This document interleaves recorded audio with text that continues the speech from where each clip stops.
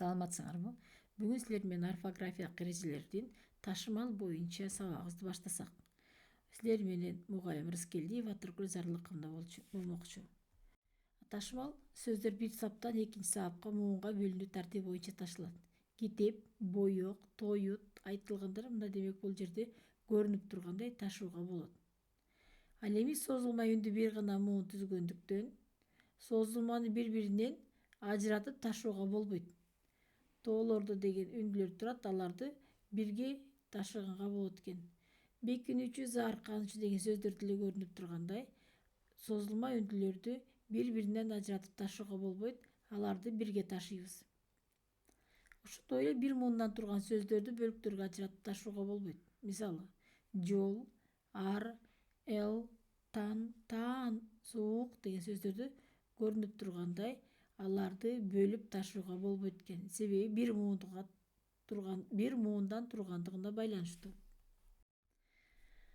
Ошондой эле эки муундан турган ага, ата, атак, аалам, ары, ара, эне, эшик, ээле деген сыяктуу сөздөр турат.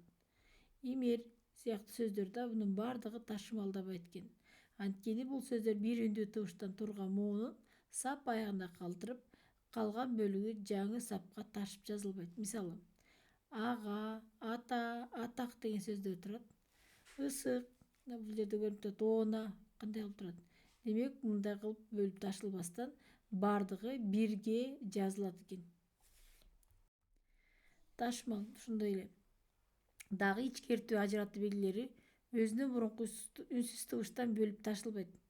Мисалы, бул жерде көрүнүп тургандай, батальон, консультация, разъезд дегендерде мурдакы табыштан бөлүнүп ташылган.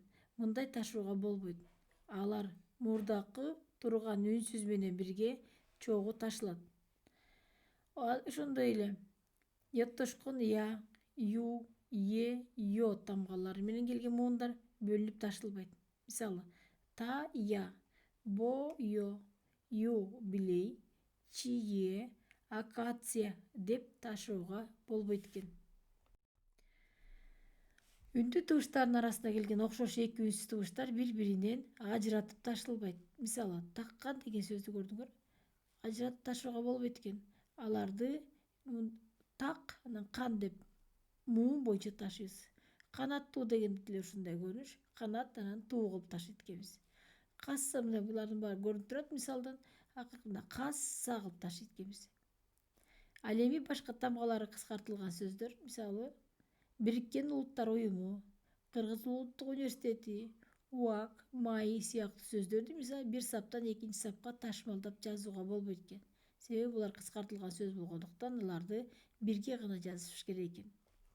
Ал эми айрым учурда муундардан кыскартылган сөздөрдү бир саптан экинчи сапка ташымалдоого болбойт. Мисалы, химфак, химия факультет деген сөз да.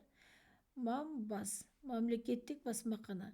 Буларды экинчи сапка бөлүп ташууга болбойт экен, кыскартылган сөз болгондугуна байланыштуу. Ал эми ташымал, мисалы, кишилердин кыскартылган ысымы же атасынын аты фамилиядан ажыратып ташылбайт. Мисалы, Азы Кеңешбековнанын, И Савданбековдун жана кыскартылган бөлүгү фамилиядан ажыратып мурунку саптына же жаңы саптын башына ташууга болбойт экен. Мисалы, Азы деп туруп бул жака Кеңешбековнанын деп ташыганга болбойт экен. Ошондой эле ташымалда дагы бир маанилүү цифрадан кийин келген километр, дециметр, метр, сантиметр, тонна, центнер, килограмм, грамм сыяктуу кыскартылган сөздөрдү өзүнчө бөлүп ташууга болбойт. Булар өзүнөн мурунку цифралар менен чогуу бирге жазылат. Мисалы, 10 километр, 20 дециметр, 75 сантиметр, 10 тонна, 100 центнер, 125 килограмм, 67 грамм деген сөздөр турат. Буларды чогуу бирге жазыш керек экен.